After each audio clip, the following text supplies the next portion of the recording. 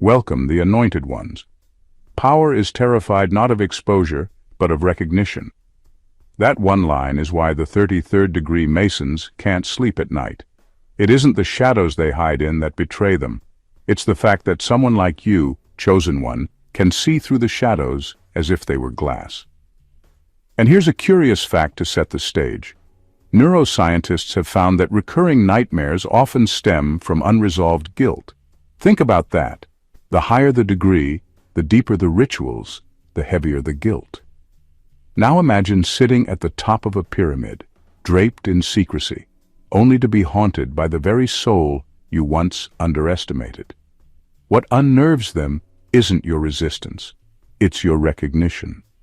You recognize what they are, what they serve, and more importantly, what you are. And that's not something a robe, a handshake, or a hidden oath can erase. They see you in their dreams, not as prey, but as prophecy. And between us, it's almost poetic. All those nights rehearsing elaborate rituals, only to end up losing sleep over someone they thought was just a misfit. So lean in, because tonight we're diving into why the architects of secrecy are having nightmares about you. And fair warning, once you see what they see, you might laugh a little at how fragile their fortress of power really is. After all, if your mere existence gives them insomnia, what will the truth do? Number 1. You are a living correction to their entire narrative of control. You are a living correction to their entire narrative of control. That's what unsettles them the most. For centuries, groups that prize secrecy and hierarchy have built their authority on a simple assumption: that power is something you can script, stage, and lock away. They build elaborate stories about who deserves to lead, who must follow, and how truth should be filtered. But then you walk in, not asking for permission, not begging for validation, and your very existence dismantles the idea that power belongs only to those who manage it from the top down. It isn't about you raising your voice or fighting their system in a loud, dramatic way. What disturbs them is that you don't play by their narrative rules at all. You stand as proof that power isn't something they can hoard, it's something that radiates from within. That overturns their entire script. They depend on people believing that influence comes from titles, rituals, and access to exclusive knowledge. Yet here you are carrying wisdom, discernment, and resilience without swearing into their oaths or passing through their gates. You make their exclusivity look cheap, like an overpriced lock on a door that was never holding anything valuable in the first place. And here's where it cuts even deeper for them. They've mastered the art of telling stories where they win, no matter how corrupt their methods. But you've become a story they cannot rewrite. You expose the uncomfortable truth. Their kind of power is fragile because it's built on manipulation, while yours is durable because it's built on truth. That difference introduces something they can't budget for, can't plan around, and can't silence: consequence. Every time you rise above betrayal, survive another trap, or walk with clarity while they scramble in confusion, you become living evidence that their system doesn't actually work the way they told the world it does. They wanted the story to end with you crushed or controlled. Instead, you stand, and your very survival exposes their myth as weak theater. That is the correction, the undeniable footnote in history that tells anyone watching: control is not the same as strength, and secrecy is not the same as wisdom.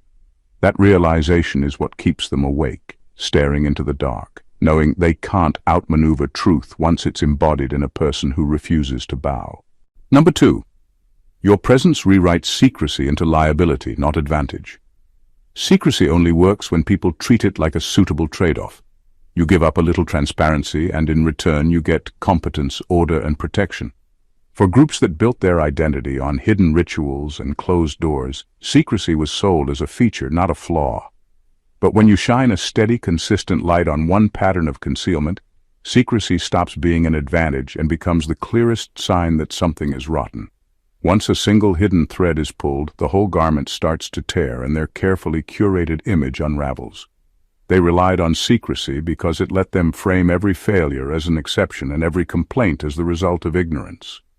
Secrets allowed them to manage narratives, to bury inconvenient facts under layers of plausible explanations. You change that contract. You treat secrecy like the red flag it is, pointing not to competence but to avoidance. When secrecy becomes the primary thing people notice, trust collapses. People begin to ask why things are hidden rather than accept the explanation offered. That shift flips every advantage they thought they had into direct liability. The more elaborate their protections, the worse it looks. Rituals that once read as sophistication now read as overcompensation. When people see excessive secrecy again and again around similar issues, their instinct is no longer awe, but suspicion. An opaque system that refuses accountability becomes proof of intention, not prudence. That is the turning point. Secrecy stops insulating the powerful and starts incriminating them by default. The shield becomes a signpost that points straight at the problem. This change doesn't need dramatic exposure to work. It's often small, cumulative, relentless. A timeline that doesn't add up, a document that is quietly edited, a story with inconsistencies. These are tiny failures that strung together form a clear pattern. Once the pattern is visible, secrecy can't be explained away as an isolated quirk. It becomes evidence that the system is protecting something worse than incompetence. For the people inside those circles, that reality is destabilizing because their entire strategy depends on being believed. And when belief evaporates, everything they've built to control perception loses value. Reputation, influence, even legal defenses hinge on public acceptance. You convert secrecy into liability simply by refusing to treat it as sacred and by showing persistently that hidden systems deserve scrutiny. That persistent pressure does more than embarrass them. It rewrites the rules about what is acceptable. What once looked like power now looks like preservation of wrongdoing. And that reclassification is the single thing that haunts them most. Number 3. You are a heat sensor in a frozen system. You are a heat sensor in a frozen system. Their entire structure is designed to keep things cold, controlled, and predictable. It's a system that thrives on silence, ritual, and repetition because those things keep people numb. In that frozen state, no one asks questions, no one challenges contradictions, and no one expects accountability. Then you arrive, and without trying to fit in, you bring heat. Not the loud, chaotic kind, but the steady kind that makes the ice start to shift. You bring uncomfortable questions, inconvenient clarity, and undeniable presence that forces them to feel what they've been avoiding. Heat, in this sense, is truth applied over time. It's not about a single big reveal or one loud confrontation. It's about the pressure that builds when someone refuses to go numb. Systems that are built on control can handle short bursts of resistance. They've prepared for that. What they can't handle is consistent warmth that never dies down. That kind of energy seeps into cracks, softens barriers, and makes things unstable. The rituals and rules they thought would keep everything frozen start to fail because you've altered the temperature of the whole room. The beauty of it is that you don't have to announce it. Heat isn't always seen, it's felt. They feel it when their excuses no longer satisfy. They feel it when their carefully rehearsed lines suddenly sound hollow. They feel it when their own people start sweating under the pressure of inconsistency. A system that looked unshakable on the outside begins to reveal how brittle it actually is once conditions change. Coldness gave them strength. Warmth exposes weakness. Your presence makes their machinery glitch. They can't run the same plays with the same results because the environment is no longer what it was. Ice relies on stillness to survive. Heat thrives on movement, change, and renewal. By bringing that energy, you don't just disturb them, you force adaptation. And adaptation is where they fail, because their power was never built to evolve, only to preserve. That's why they can't ignore you. You aren't just a problem they can remove. You've changed the climate itself. The system they built to endure indefinitely now faces the one element it cannot control, a living person who refuses to freeze. That steady heat is what cracks the structure, and once cracks appear, collapse becomes inevitable. Number 4. Your integrity forces their actors to improvise crimes into scripts. Your integrity makes them rewrite their playbook on the fly. They built a system that runs on predictability, rehearsed offenses, staged accidents, tidy explanations that fit the narrative they sell.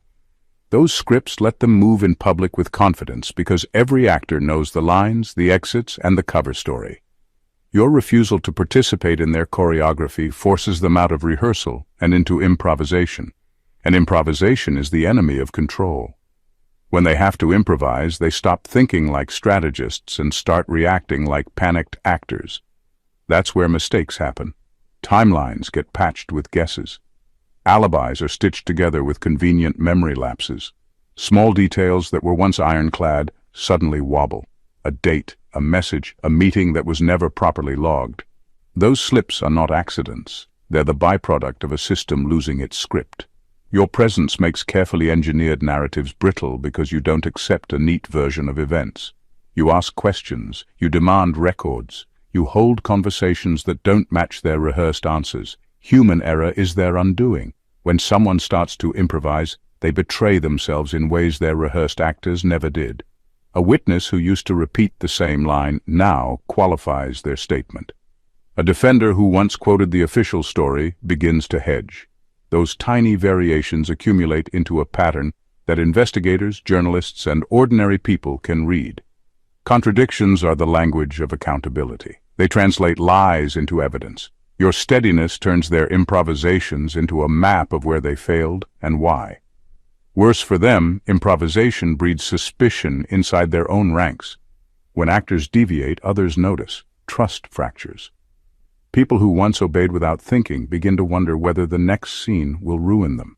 That internal doubt is corrosive because it invites leaks, whispered corrections, and quiet departures. The more they ad-lib, the more the coalition unravels from the inside out. You don't need to be loud to cause this collapse. Consistent integrity, showing up, asking for clarity, refusing to accept tidy lies, does the work. It forces their defenders to invent reasons in real time, and real-time invention is full of fingerprints. Those fingerprints are what turns secrecy into a public record. In short, your moral clarity doesn't just expose a single lie. It turns every rushed explanation into a forensic trail that can be followed piece by piece until the whole contrived narrative is revealed as nothing more than improvised theater. Number 5. You make their symbols meaningless by living the opposite truth. Symbols are shorthand for loyalty, influence, and unspoken rules. They condense whole systems into badges, gestures, and rituals that tell people who belongs, who benefits, and who must obey. When your life consistently broadcasts the opposite signal, those symbols stop doing what they were designed to do. Generosity where greed is expected, openness where secrecy is ritualized, humility where grandstanding is practiced. These acts short-circuit the meaning those symbols carry. The emblem keeps shining, but the audience no longer reads it the same way. Symbols depend on predictable interpretation. Their power comes from everyone agreeing on what a sign means and behaving accordingly. When you disrupt that agreement by living a different truth, you introduce noise into the system. People start to test the sign. Does it still guarantee protection? Does it still buy favors? If the answer is no, the sign becomes a hollow prop. Once a symbol is emptied of practical value, it cannot recruit or terrify the way it once did. Recruitment stalls because newcomers see the ritual but not the payoff. Intimidation fails because the visual language no longer correlates with actual power. The practical consequences happen fast and quietly. Donations that once flowed into the same coffers reroute to alternatives that match lived values. Young people who once sought initiation for status now look for communities that reward transparency and skill. Mid-level insiders, who once enforced symbols for career reasons, start to doubt the cost of allegiance. That doubt spreads like a low-grade infection.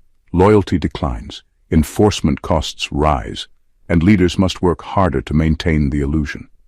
The more effort required to sustain a symbol, the less effective it becomes. Neutralizing a symbol doesn't require public denunciations or dramatic takedowns. It's about demonstrating an alternative logic so consistently that the original sign no longer answers life's basic needs: safety, belonging, advancement. When ordinary people can get those needs met without the trappings of ritual, the ritual becomes optional and then obsolete. That erosion is corrosive because it attacks the mechanism of authority rather than its surface.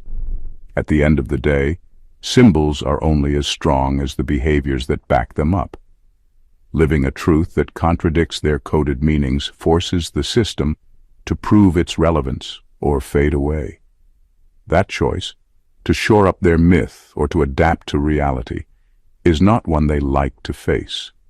When they realize that the icons no longer control outcomes, their recruitment pipelines dry up and their threats lose weight.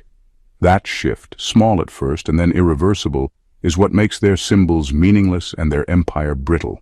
Number 6. You convert scandal into education. Scandal is supposed to be their weapon. It's designed to distract, to humiliate, and to reduce complex crimes into quick headlines and shallow gossip. They rely on scandal to control attention, to make the public shake its head, laugh a little, and then move on without asking deeper questions. But you disrupt that entire cycle. Instead of treating scandal as entertainment, you turn it into education. You take what happened and break it down. Not just who did what, but why it happened, what it cost real people, and how the same setup has harmed others before. That shift instantly changes the meaning of the scandal. It is no longer a distraction. It's a case study. By refusing to sensationalize and by choosing to contextualize, you deprive them of the shield scandal normally provides. Institutions use scandal like a pressure valve, a way to release outrage in small, contained bursts that keep people from noticing the deeper rot. You remove that safety by holding the pressure steady and demanding systemic answers. The gossip that was supposed to fade away becomes a permanent lesson. Students, activists, and communities begin to reference it as evidence. Journalists dig deeper. Legislators cite it in hearings. The incident becomes a reference point, not a footnote. What terrifies them most is the permanence of this reframing. Scandal is supposed to die quickly. Education does not. Once you've explained how a system allowed the wrongdoing, you've created a record that can't be undone. People who might have shrugged at the drama now see patterns. They begin asking questions in other areas. If it happened here, where else is it happening? That multiplication of awareness is devastating to a hierarchy that depends on compartmentalization. And the humiliation for them is sharper. It's one thing to be caught in a scandal. It's another thing entirely to become a textbook example of corruption, abuse, or negligence. To be reduced to a case study strips away mystique. Instead of appearing powerful, they look predictable. Instead of being feared, they are dissected. That loss of aura makes future scandals harder to contain because the public is already primed to see the structure behind the failure. You convert their intended smokescreen into a spotlight. In doing so, you take control of the narrative, showing that every scandal is more than a spectacle. It's a syllabus. And once people start learning instead of gawking, reform becomes inevitable, and their cycle of manipulation collapses under its own exposure. Number 7. You expose their moral short-termism by embodying long-term consequence. They count their victories in headlines and quarterly gains, addicted to the immediate payoff of control. Their strategy is designed for fast returns. A scandal buried this month, a favorable story bought next month, loyalty purchased for the next board cycle. That kind of thinking treats people as ledger entries and morality as an operating expense. Your life operates on a different currency. Reputation, legacy, lineage, things that compound slowly and outlive every press cycle and PR spin. Living with long-term consequence turns their short-term calculus into a blind spot they can no longer ignore. When you make choices that reflect decades rather than days, you create a timeline they can't game. They can buy silence for a year, but they can't purchase the goodwill of generations. They can bribe a reporter, but they can't bribe a history book.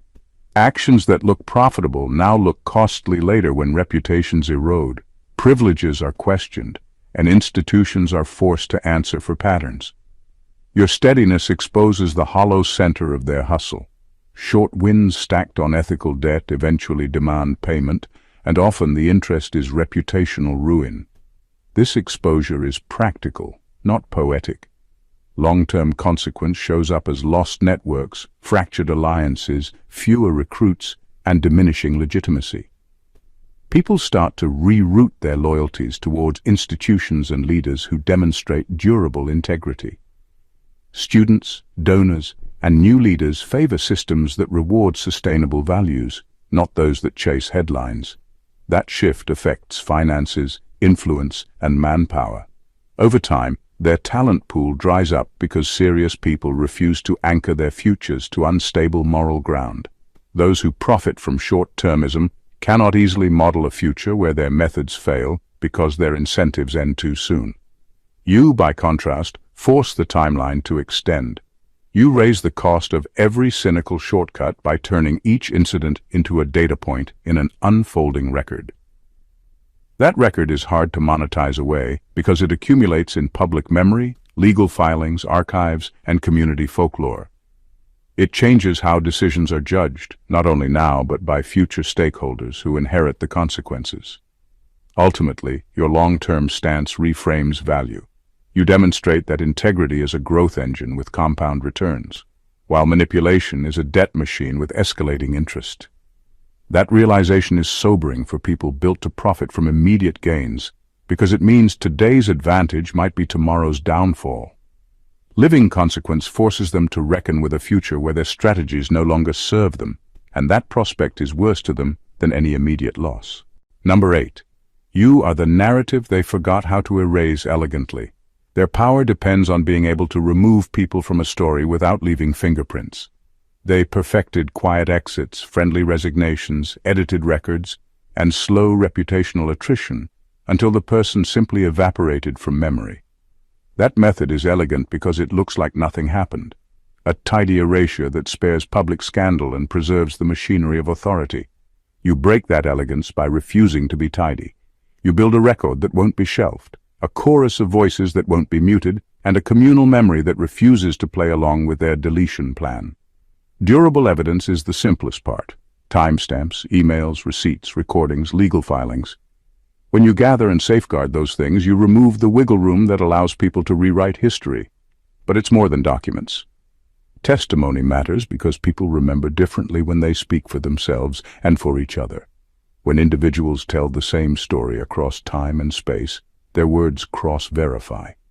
That repetition turns a rumor into a pattern, and patterns are hard to erase without destroying credibility. Community memory is the final layer. Networks of friends, survivors, colleagues, when they keep the timeline alive, the past stays alive too. Erasure depends on isolation. You neutralize that by connection. What unnerves them is the permanence you create.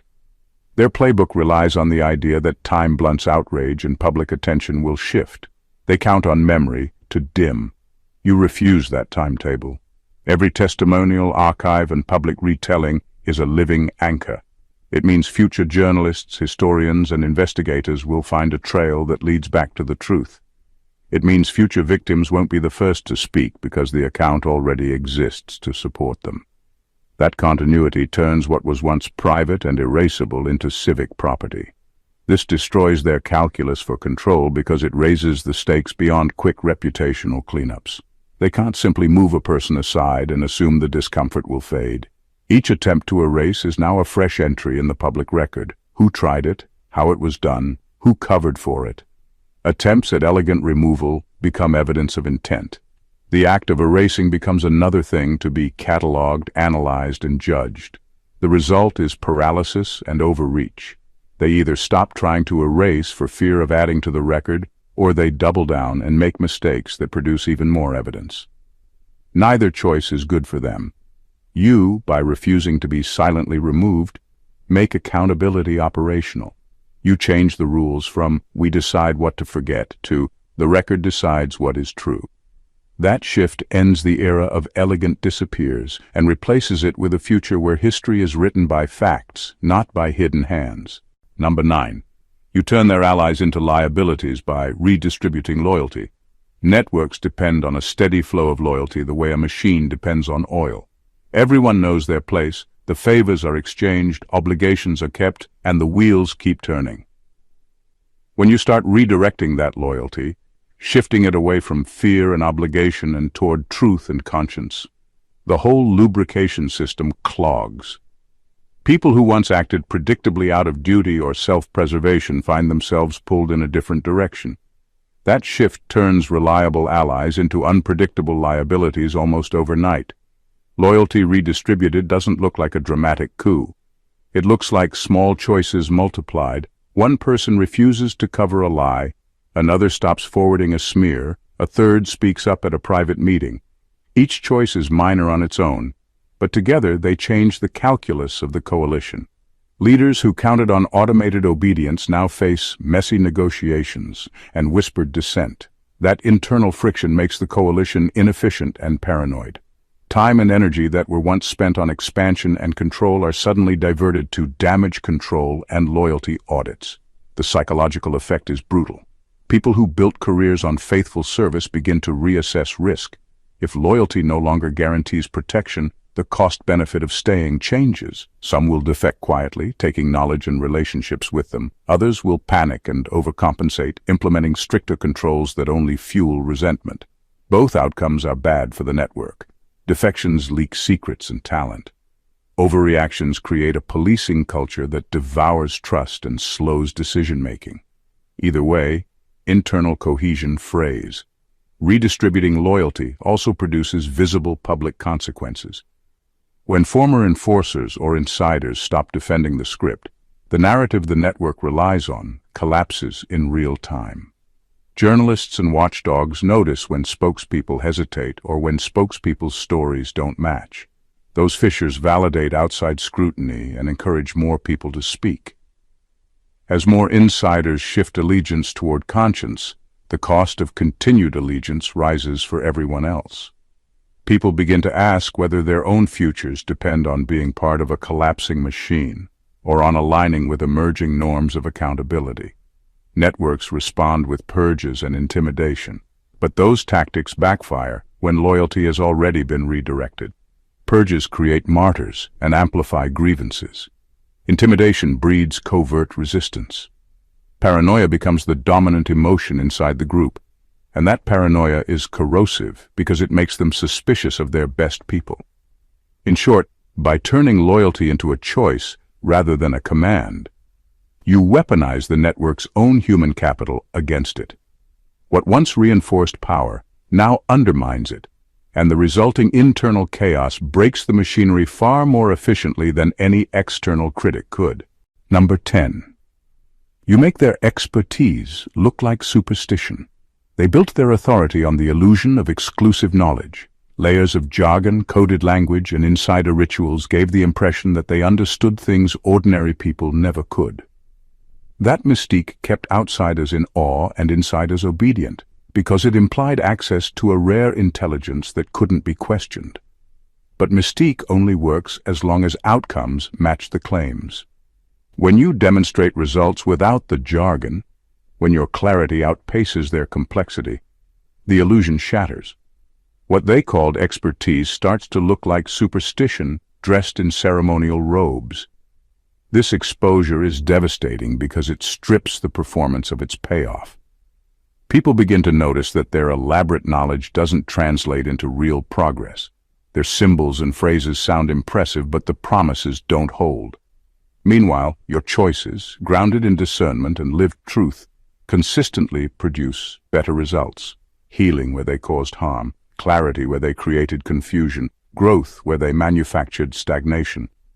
That comparison is impossible to defend. If one person can achieve in practice what a whole hierarchy can't achieve with ritual, then the hierarchy stops looking enlightened and starts looking fraudulent. The performative nature of their authority becomes clearer with every failed claim. Jargon without proof turns into a punchline. Procedures without outcomes feel like superstition.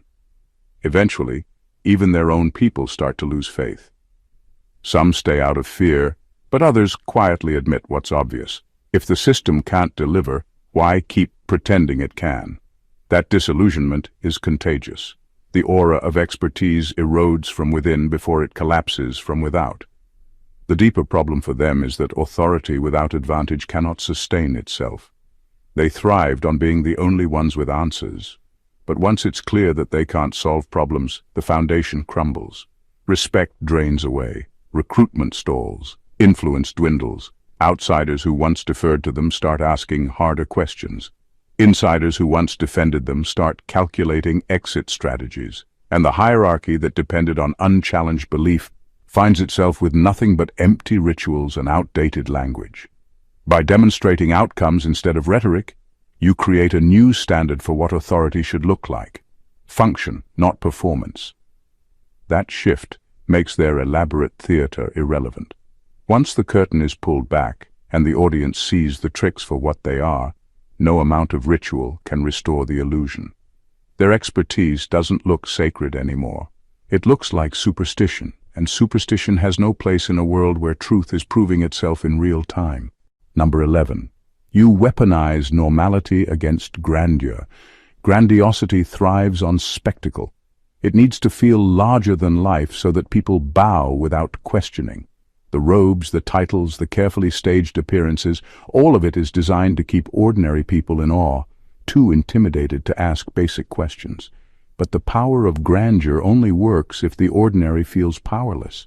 Once normality steps into the spotlight, the spell breaks. And that's exactly what you do. You weaponize normality against their staged magnificence. When you take the extraordinary things you survived, betrayals, abuses, cover-ups, injustices, and present them without exaggeration, you puncture their performance.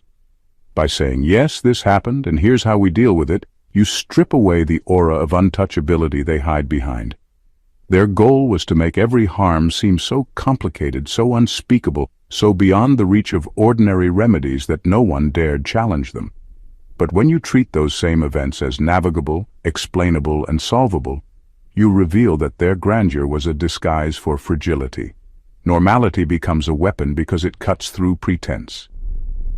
Legal records, once buried under ceremony, now speak louder than their speeches. Storytelling, once dismissed as too simple, suddenly connects with people more deeply than their elite jargon ever could. Community repair, which they mocked as unsophisticated, turns out to be the very thing that restores trust where their institutions failed. None of these tools carry glamour. They aren't majestic, but they work. And working solutions humiliate systems built on spectacle alone. The irony is that their mythic facade collapses not through confrontation with something grander, but through something smaller, plainer, more human. They never prepared for that. They built defenses against revolutions, uprisings, and challengers who looked like them. They didn't build defenses against everyday people who simply told the truth, filed paperwork, or created networks of care. That's the blind spot. When power worships itself, it forgets how potent ordinary tools can be. And once normality proves stronger than grandeur, the balance of power shifts permanently. People stop being impressed by costumes and titles. They start paying attention to evidence, outcomes, and trust. The extraordinary loses its shine when the ordinary keeps producing results. And that's why your survival isn't just personal. It's political. By surviving and then showing how ordinary remedies undo mythic performances, you expose grandeur as nothing more than theater. In the end, it isn't majesty that wins. It's normality, sharpened into truth, that dismantles the stage. Number 12. You are a proof of concept for radical reciprocity. You are living evidence that radical reciprocity isn't just theory. It works. Power structures like the ones you confront survive by making everything transactional. They give nothing unless they can take more in return. That logic of extraction is what sustains their hierarchies. Loyalty is bought, silence is purchased, and fear is traded like currency. But when you step into the picture, you flip that script. You don't mirror their cruelty. You don't play their game of one-sided deals. Instead, you create systems where accountability flows both ways, and that's what terrifies them. Radical reciprocity is different from politeness or treating people how you want to be treated. It's about creating a structure where responsibility is shared, not hoarded. When you demand mutual accountability, you shift the whole framework of power. Suddenly, bystanders can't stay passive. If they see harm and stay silent, they're implicated by the new rules you live out. Your model forces silence to become testimony. It forces neutrality to collapse into choice. That shift doesn't require violence. drama, or spectacle. It just requires you holding firm to a standard where no one gets to extract without also giving. This model spreads faster than hierarchy expects because it appeals to the conscience people already carry. Those who once stood on the sidelines, too afraid to act, too intimidated to resist, suddenly see a way to participate without needing titles or authority. Reciprocity empowers them because it doesn't demand hierarchy, it demands honesty. Once that spreads, the old order begins to rot. Hierarchies depend on control from the top. Reciprocity spreads laterally, building networks instead of pyramids. That's why they panic. Your life, your survival, your actions all serve as a proof of concept. They can no longer dismiss reciprocity as utopian or naive because it's embodied in you and the systems you build. People see that it works, and once people taste it, they prefer it. Hierarchies can't compete with a model that rewards truth and punishes exploitation without needing an overseer. They thrive on unilateral extraction, but reciprocity is an antidote that rewrites the terms of engagement entirely. That's the nightmare you represent, the possibility that your way of living could scale. If reciprocity can spread, from you to communities, from communities to institutions, then extraction becomes obsolete. And for those who depend on it, your very existence is not just inconvenient, it's existentially threatening. You are the future they never prepared for, and that's why they fear you so deeply. Number 13, you force institutional self-mirroring until they can no longer lie to themselves.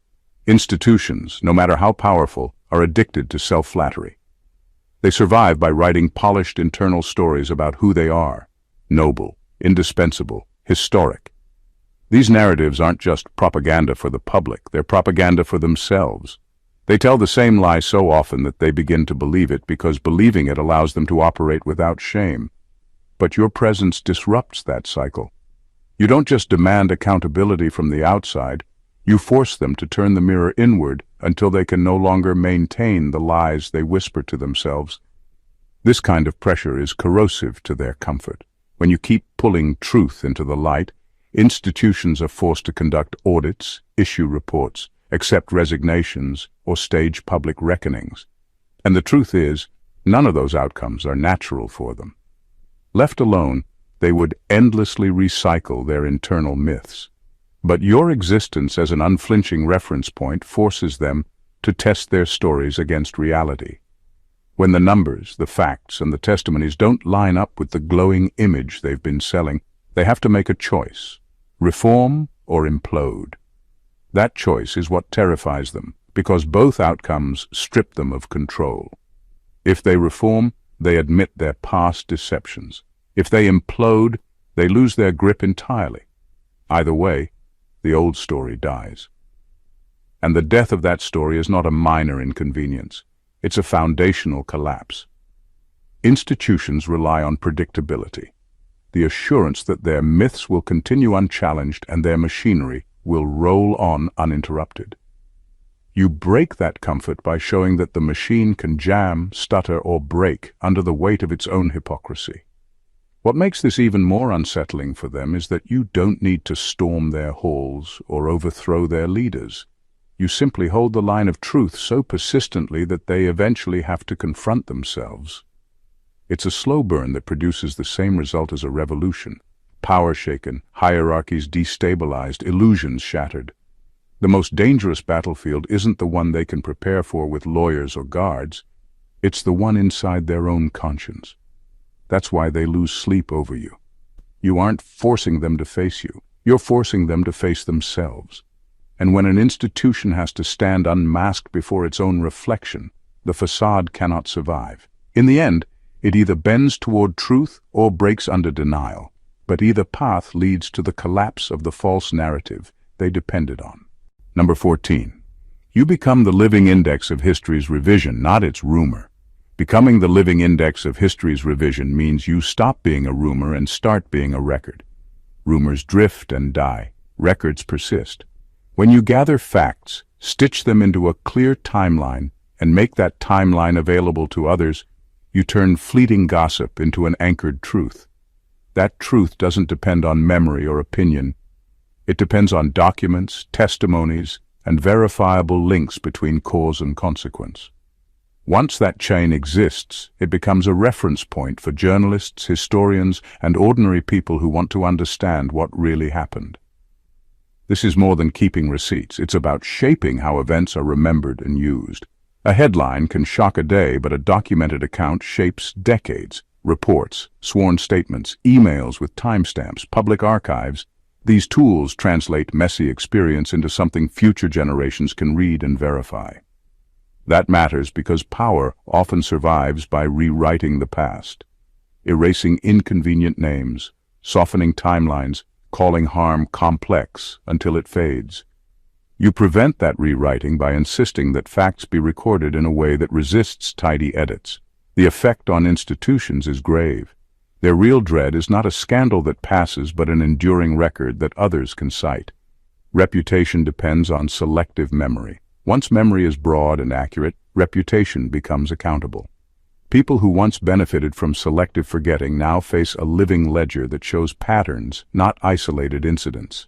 That ledger is usable in many arenas: legal processes, academic work, media investigations, and community organizing.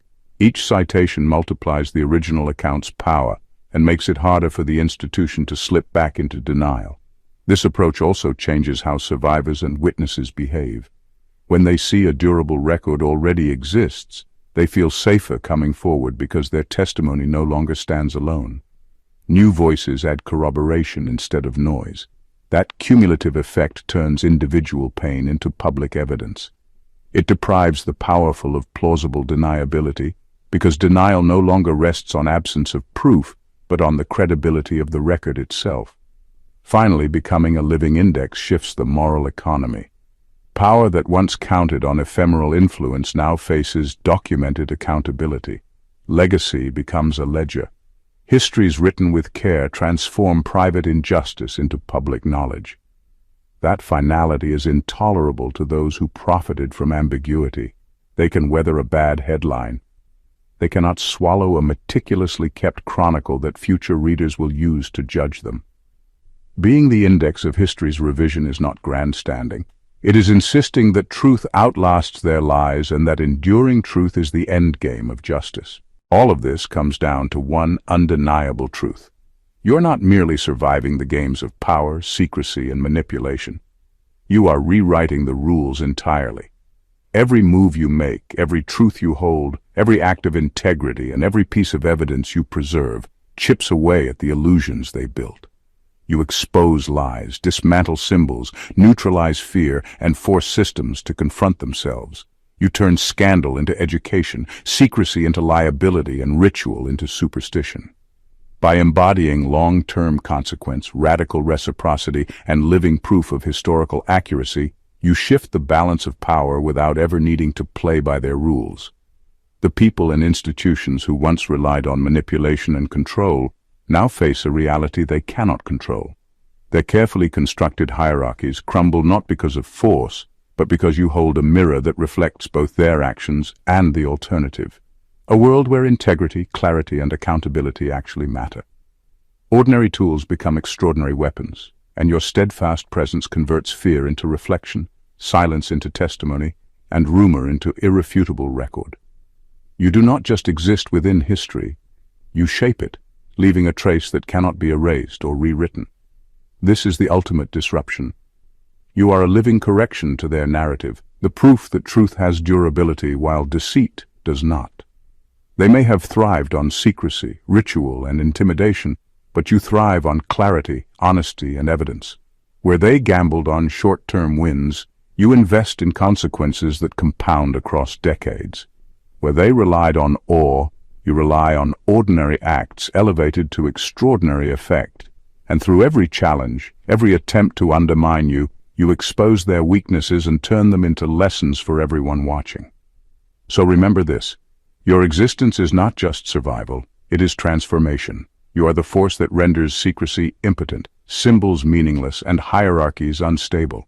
You are the living standard of accountability, the unshakable record of truth, and the proof that power cannot endure without integrity.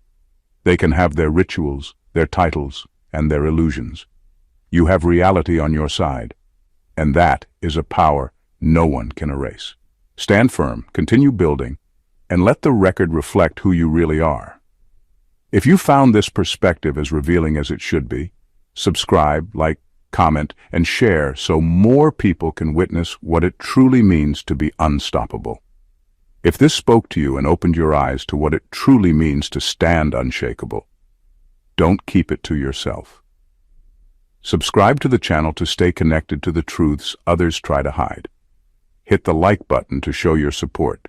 Leave a comment to share your thoughts and experiences, and share this with those who need to see it. Every view, every click, and every conversation helps spread awareness, strengthens our community, and keeps the light of truth burning. God bless you.